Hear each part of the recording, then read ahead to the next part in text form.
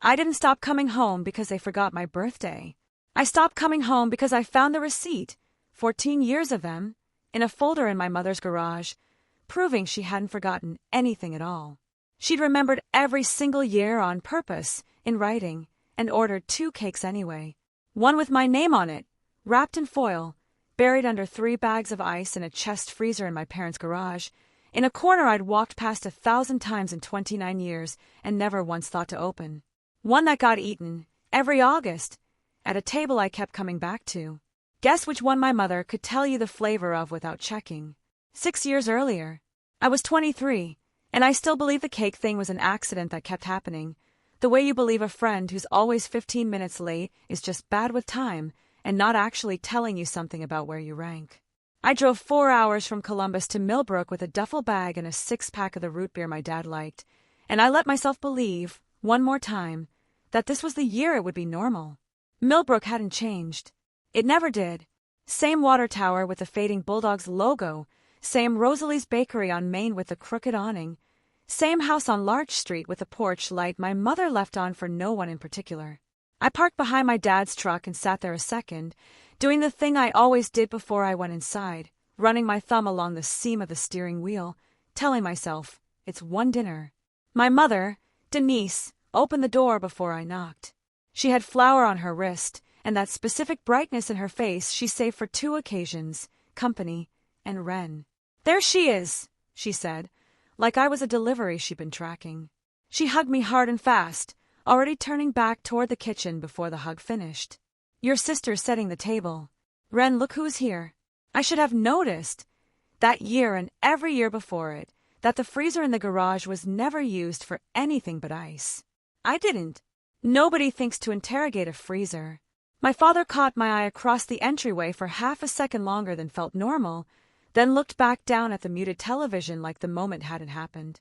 I filed it away without examining it, the way you file away a lot of small, wrong things when you've been trained your whole life to keep the peace instead of keep score. I didn't know yet that I was going to need that filing cabinet later. I just knew, somewhere underneath my ribs, that something in that living room had shifted when I walked in, and that nobody was going to tell me what.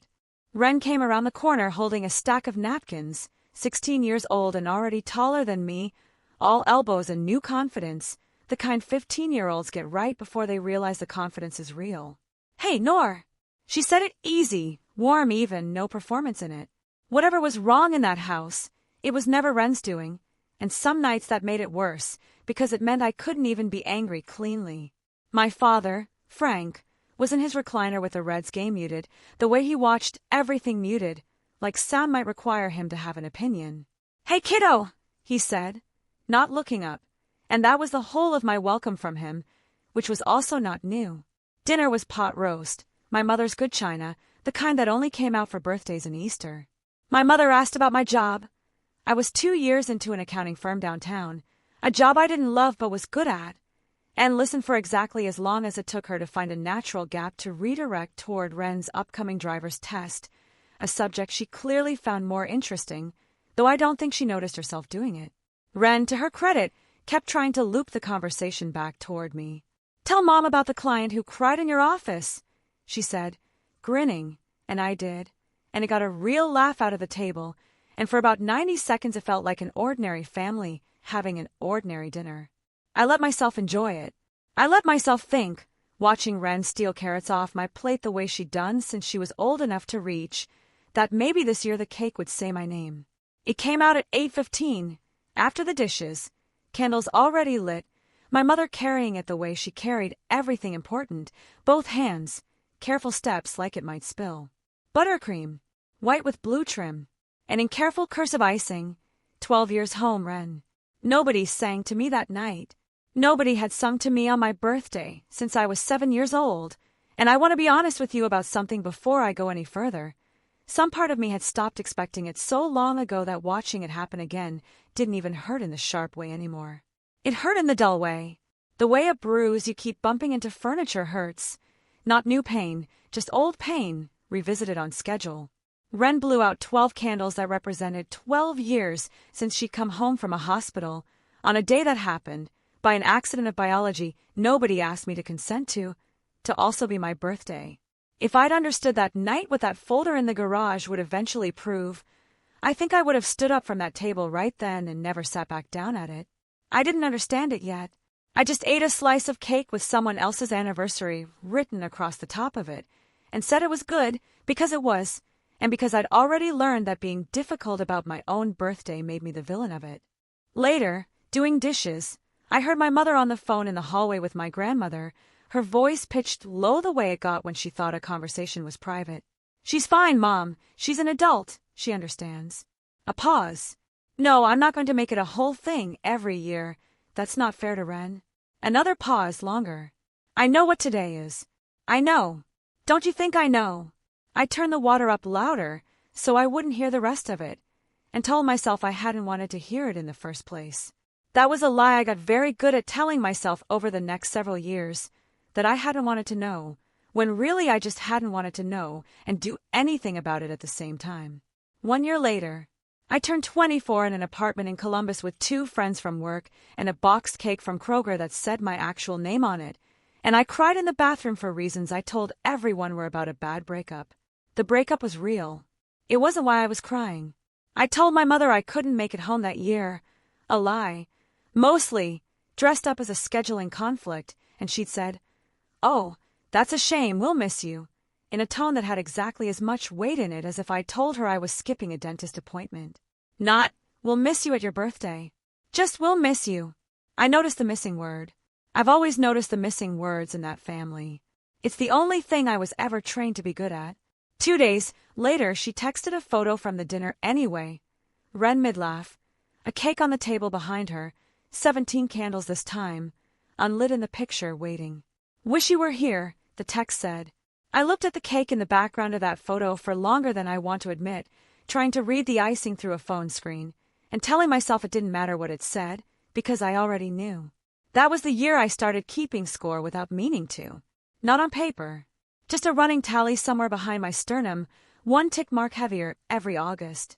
That November, I went home for Thanksgiving, and my Aunt Carol, my mother's older sister, a woman who said out loud what everyone else in that family only thought, cornered me by the relish tray while the turkey rested.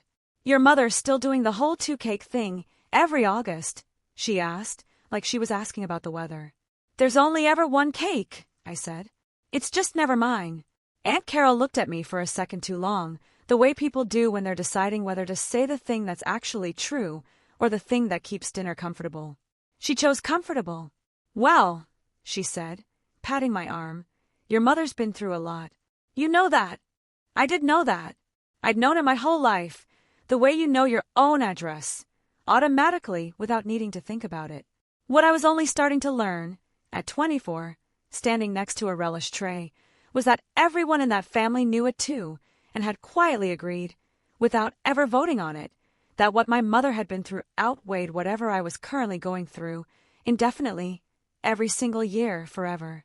2 years later, I want to tell you about the night I learned why, because it's the part of the story that makes everything else make a terrible kind of sense, even now, even after everything, and I promise you, if I'd known this earlier, I might have forgiven the wrong parts and stayed angry at the wrong parts for years longer than I needed to. I was 25. I'd come home for what I told myself was just a visit. No birthday attached, arriving a full week early, so I could see the town without the cake in the room. My mother and I were up late in the kitchen, her doing the crossword, me pretending to read, and she started talking, unprompted, in the low flat voice she used for things she'd rehearsed alone in the car. "You know she coded, right? In the NICU. Twice." I knew the outline. I'd never heard the specifics. Ren had been born 11 weeks early, 26 ounces, a NICU stay that stretched 78 days, doctors who used the word, if more than the word, when. I was 7. I remember a hospital cafeteria and a vending machine and my grandmother's perfume and almost nothing else, because 7-year-olds are not built to hold that kind of weight and mostly don't. My mother, apparently, remembered every hour of it. She told me about the isolette Ren lived in for those 78 days, the wires and tape covering more of her than skin did, the specific sound the monitor made when it was fine, and the specific sound it made when it wasn't, a distinction my mother said she could still hear in her sleep 22 years later. She told me about signing a form the hospital called a consent for resuscitation, her hand shaking so badly the nurse had to steady the clipboard for her. The second time, my mother said, still looking at the crossword, "Pen not moving." I was in the room. I watched the number on the monitor go down, and I made a deal. Not with God, exactly. I don't know who I was talking to. I just said, if she lives, I will never let one single day go by where she has to wonder if she was worth it. Every year. I'll prove it every year. She looked up at me then, and I saw something in her face I hadn't seen aimed at me since I was small. Not warmth, but a kind of desperate hope that I would understand. That understanding would be the same thing as forgiving. Her homecoming day is your birthday, Nora, she said, like this was new information, like I hadn't lived inside that sentence for 18 years. I couldn't split it in half. I didn't know how to celebrate one of you without it looking like I was rationing the other. I said, you didn't have to make it her day. You could have made it stay mine. She didn't have an answer for that. She went back to the crossword.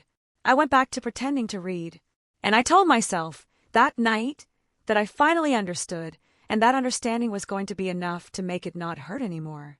Before I went up to bed, I asked her one more thing, quieter than I meant it to come out. Does anyone ever ask what it was like for me? Being 7, in that cafeteria, not knowing if my sister was going to die.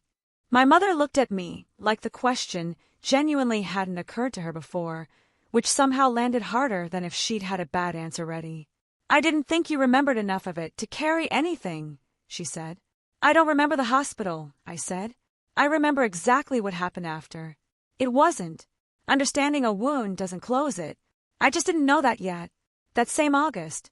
The cake that year said 14 years home, ran in the same careful cursive, and I sat at the table and ate a slice and thought about a monitor number falling in a hospital room I couldn't remember, and I let that thought do the forgiving my actual feelings weren't ready to do. I want you to notice that.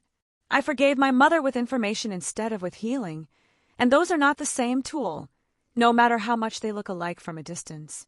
The next year, 26, this was the year I tried a new strategy, which was silence disguised as boundaries. I didn't announce anything. I just started being busy, genuinely busy, work trips, a promotion, a new relationship with a man named Derek who I liked more than I let on because liking things out loud had started to feel dangerous, and Millbrook got smaller and smaller in my calendar until my birthday came and went with nobody in that house physically watching me not be there. My mother called on the day itself. I let it go to voicemail, then felt guilty, then called back 40 minutes later, and we had the kind of conversation you have with a coworker you're fond of but don't actually know. Logistics, weather, a question about Derek that she asked with too much interest, like she was trying to find a new subject that wasn't going to end in an argument. She didn't mention a cake. I didn't ask. Derek and I had been together 4 months by then, long enough for him to notice things I hadn't said out loud yet. He found me on the fire escape of my apartment that night, phone still warm in my hand from the call, and he didn't ask if I was okay because he'd already figured out I wasn't going to answer that honestly. Was there a cake this year? He asked instead. I don't know, I said. I didn't ask. Do you want to know? I thought about it longer than the question probably deserved. No, I finally said. I think I'd rather not know than know and have it be wrong again. He didn't push. He just sat with me on the metal grating until it got cold, and later, in bed, he said, careful, like he was setting something breakable on a table. For what it's worth, whatever's going on with your family, it's not normal, Nora. I don't think you should keep acting like it is. I didn't have an answer for him that night. I filed it in the same place I'd filed my father's half-second glance, 3 years earlier in the entryway. I was building quite a collection in there by then. I should tell you now, because it matters later, that this was the year the folder started. I didn't know that yet. Nobody tells you when the evidence against them begins accumulating. You only find that out afterward, when you're the one standing in a cold garage reading dates. If I'd asked one question that year, just one, about what the cake said, whether there even was one, I think the whole shape of what happened next would have arrived 2 years sooner than it did. I didn't ask. I was learning, badly, how to protect myself by not looking, and it would take a long time to understand that not looking isn't the same thing as being safe. The year after that, 27, was the year everything cracked open, and it started with something small, the way these things always do, My mother posting a photo publicly, not just to me, of Ren's 19th homecoming, the caption reading, 19 years since our miracle came home. Every year I thank God for this day. 41 comments. People I'd grown up around, people who'd watched me grow up in that town, writing things like what a blessing and happy birthday Ren underneath a photo of a cake, on my birthday, with my name nowhere in the caption, my existence nowhere in the frame. I was at my own small gathering in Columbus when I saw it. 6 friends, a bottle of wine, a cake that said my actual name in red gel icing, someone's dog wearing a paper party hat someone else had bought as a joke. It should have been a good night. Instead, I sat on the edge of my own kitchen counter, phone in hand, watching strangers from my hometown celebrate a version of my birthday that didn't include me in it, while people who actually loved me sang happy birthday 6 feet away, and the contrast between those two rooms was so sharp I had to excuse myself to the bathroom for a minute, the same way I had at 24. Except this time I knew exactly what I was crying about. I called my mother that night, and I did something I'd never done before. I asked her out loud on the record whether it had ever once occurred to her that the day could belong to both of us. "It does belong to both of you," she said, sounding genuinely startled, like the accusation had come from nowhere instead of from 19 years somewhere. "Nora, this is your day too. We've never pretended it isn't. Nobody in that comment section knows my birthday exists," I said. 41 people wished my sister a happy anniversary of coming home from the hospital on my birthday, and not one of them said my name because you didn't put it there for them to say. There was a silence on the line long enough that I thought the call had dropped. "I didn't think about it that way," she finally said. "You've had 19 years to think about it that way. What do you want me to do, Nora? Take the post down. Everyone's already seen it. I want you to notice, one time, without me having to explain it to you first, that I exist on this day too. That's it. That's the whole request. I'm not asking you to love her less. I'm asking you to see me at all." "I do see you," she said, and her voice cracked on it in a way that almost made me back down the way I always had before. "I see you every single day of the year." "Then start with this one," I said, and hung up before she could answer, because I already knew what the answer was going to be, and I didn't have it in me to hear it out loud again. That's the part of that call I keep coming back to, because it's the part that changed what I was willing to accept going forward. Not the cake, not even the caption. It was the sentence I didn't think about it that way. Proof, finally, spoken out loud, that this had never once required active malice from her. It only required 19 years of not thinking about me hard enough to notice I was disappearing from my own birthday in real time, in public, with her hands on the keyboard. I told her I wasn't coming home that August, or possibly any August after it, and I meant it in a way I hadn't meant it the previous times I'd said something close to it. She cried. I let her. It was the first time in my adult life I didn't rush to fix her crying, and it felt less like cruelty than I expected and more like finally putting down something heavy I'd been carrying since I was 7. "Tell me, at what point does a family tradition stop being an accident and start being a choice somebody keeps making?" I've thought about that question longer than almost any other question in my life, and I still don't have a clean answer. I only have the year it stopped mattering whether the answer was clean. After that, I didn't go home for 2 birthdays. My mother sent cards both years. Actual cards in the mail, with my name spelled right and a $20 bill folded inside, the kind of gesture that costs nothing to send and nothing to receive and changes nothing about the shape of the thing underneath it. I sent thank you texts. We talked at Christmas, stiffly, like relatives who liked each other in theory. Ren texted me more than my parents did during that stretch, small things, unrelated to birthdays. A photo of a dog she saw on campus, a meme, a thinking of you out of nowhere on a Tuesday in March. One of those 2 birthdays, my 28th, Ren called me at 11 at night, well after any cake could have still been out, and didn't mention my parents at all.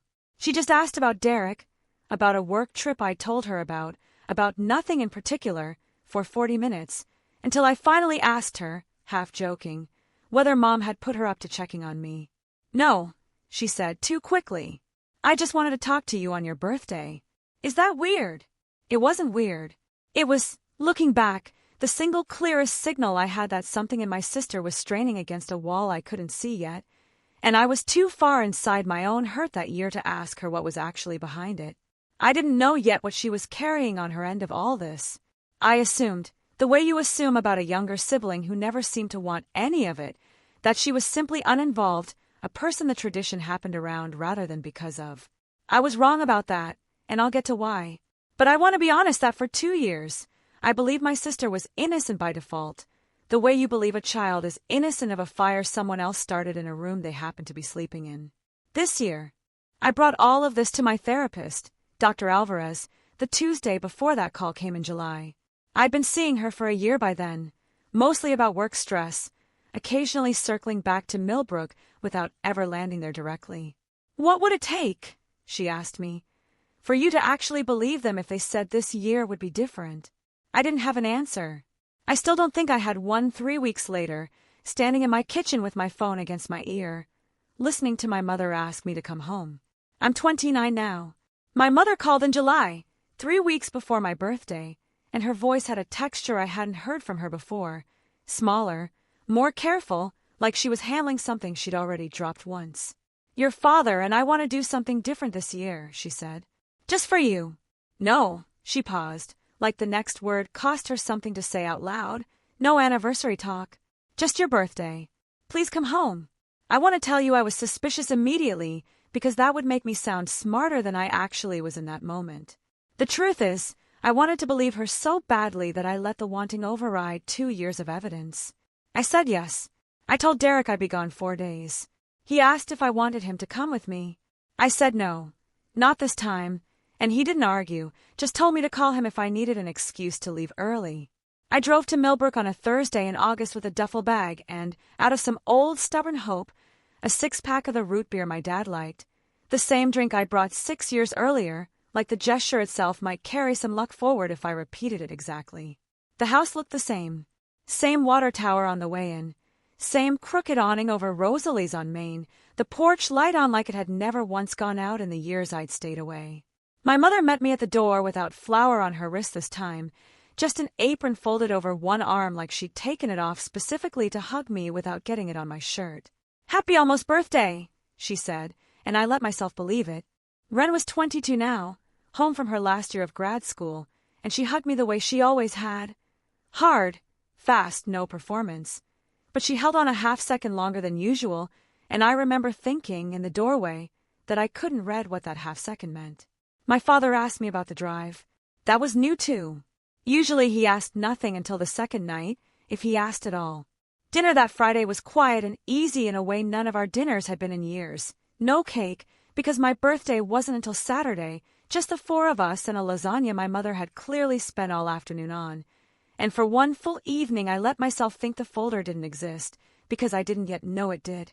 That Friday night, after my parents had gone to bed, Ren and I sat on the back porch steps the way we used to as kids, and she asked me, out of nowhere, whether I actually believed this year would be different.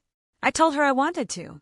She was quiet for a while, picking at a loose thread on her sleeve, and then she said, I hope so too, in a voice that didn't sound entirely convinced, and something about the way she said it sat wrong with me all night, the kind of wrong I couldn't name yet and didn't try very hard to.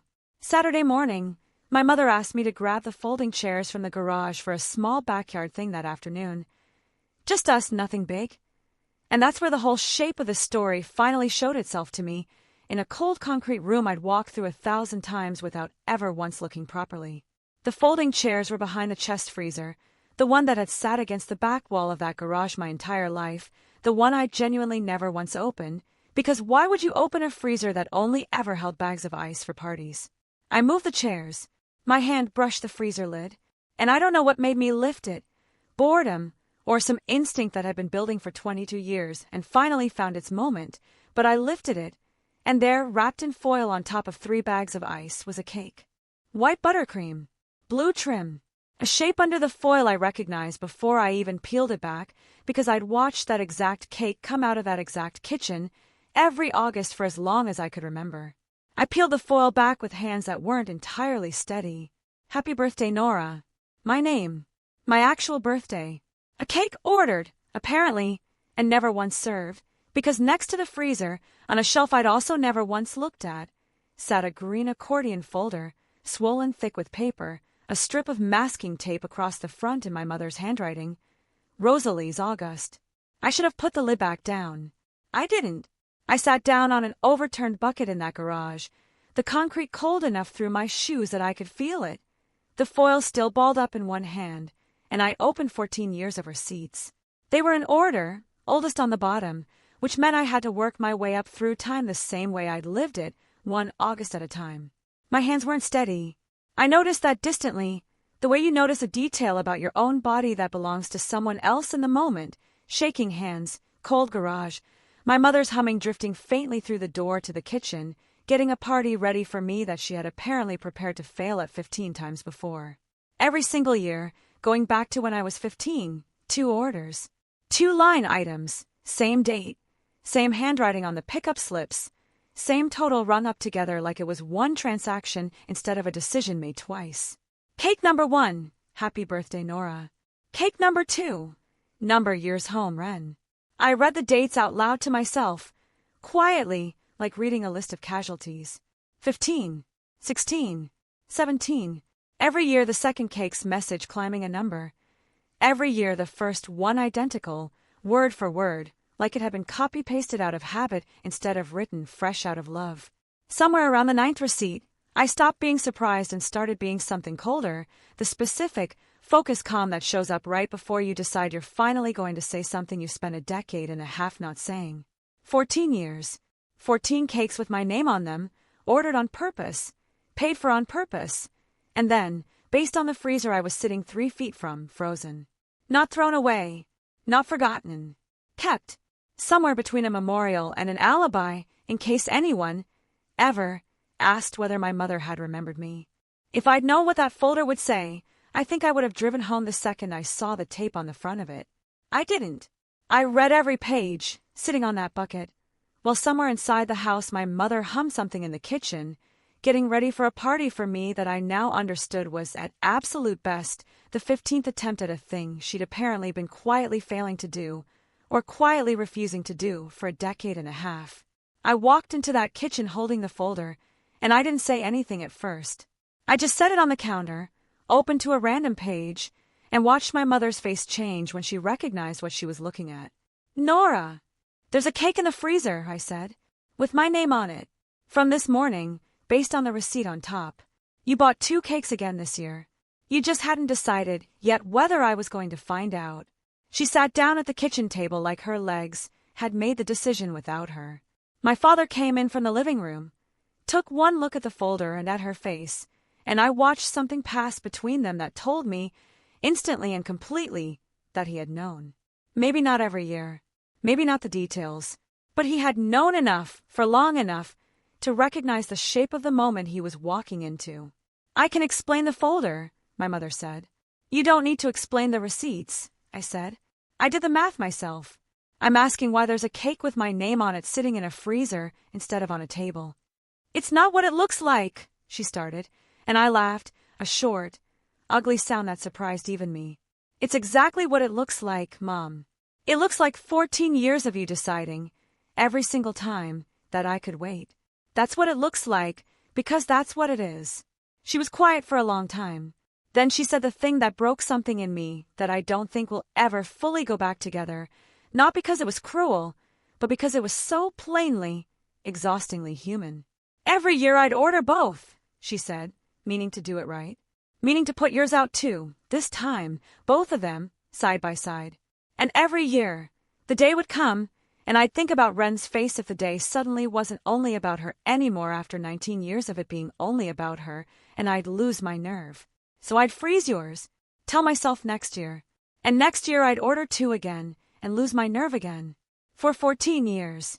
For 14 years, she said, and started to cry the way people cry when they've been carrying something. So long the crying itself feels like relief. My father hadn't said a word this whole time.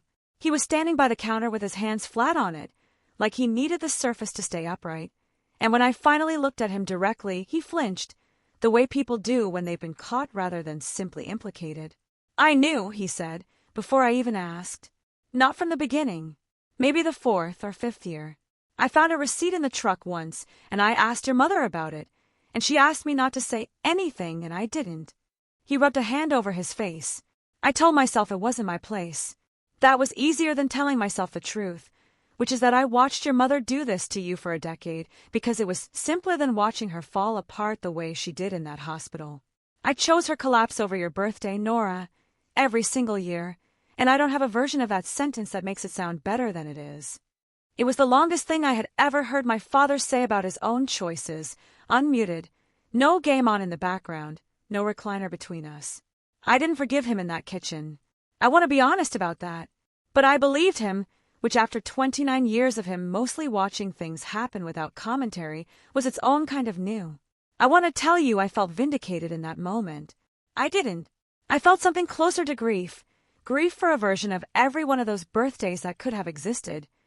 2 cakes on one table, both names said out loud, that had been sitting frozen in a garage the entire time, fully paid for and never once served. I asked her the only question that mattered to me by then. Does Ren know? No, my mother said. God, no. She's never known any of this. She was wrong about that, and finding out how wrong is the part of this I want to tell you next, because it's the part that turned this from a story about my mother into a story about all 4 of us. Ren found us in the kitchen 20 minutes later, drawn in by the sound of her mother crying, and she looked at the folder on the counter, and at the foil-wrapped cake my father had silently set down beside it, and her face didn't do confusion. It did recognition. You found the freezer, she said quietly to me, not to our parents. You knew. She sat down across from me, and for the first time in 22 years, my little sister looked genuinely, completely exhausted in a way I'd never once let myself imagine she was capable of, because I'd spent so long assuming her side of the story was simply comfortable. I found it when I was 14, she said, looking for popsicles.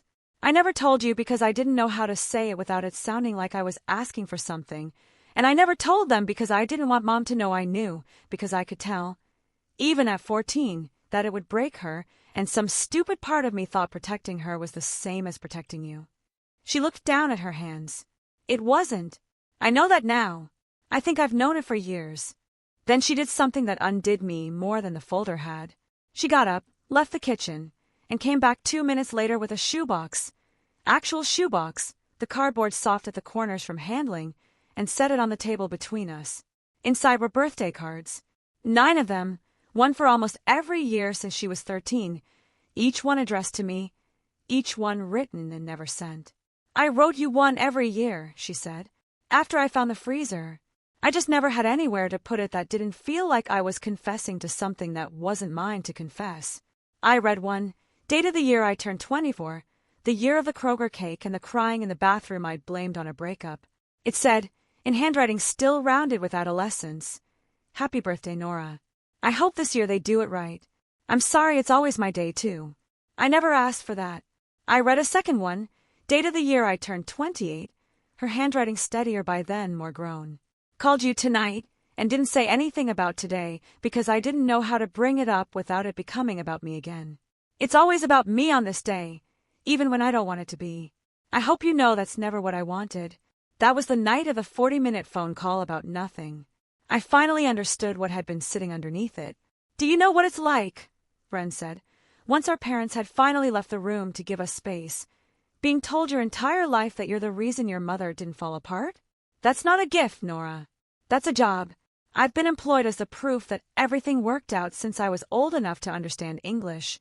And I never once got to just be a kid on my birthday, because my birthday was never just my birthday either. It was evidence.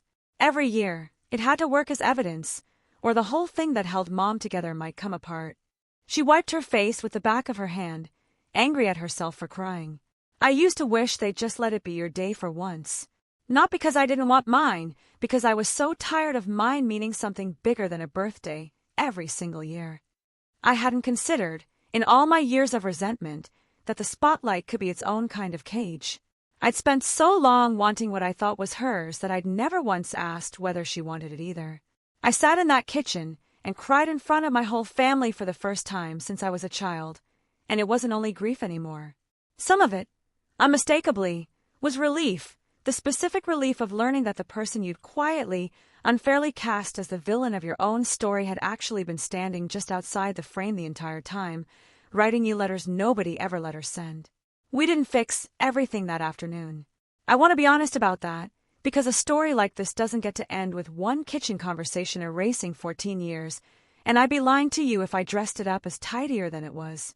My mother and I talked for 2 more hours after Ren left the room, most of it hard, some of it useless, some of it the first real conversation we'd had since I was 7 years old, and she made a bargain in a hospital room with someone she couldn't name. I told her I needed more than an apology. I needed to see, this year on the actual day, 2 cakes on one table with both our names said out loud, the thing she'd been unable to manage for 14 consecutive years. She did it, that night. A little late, a little raw around the edges, both cakes side by side on the dining table my father set without being asked. My name read first this time, on purpose out loud, by my mother, her voice cracking on it like the sentence weighed more than she expected.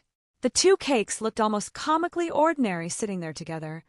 Mine with plain white script, Ren's with its running tally, 22 candles beside 29, and my mother lit both sets with the same shaking match, while my father stood behind her chair with a hand on her shoulder, steadier than I think I'd ever seen him.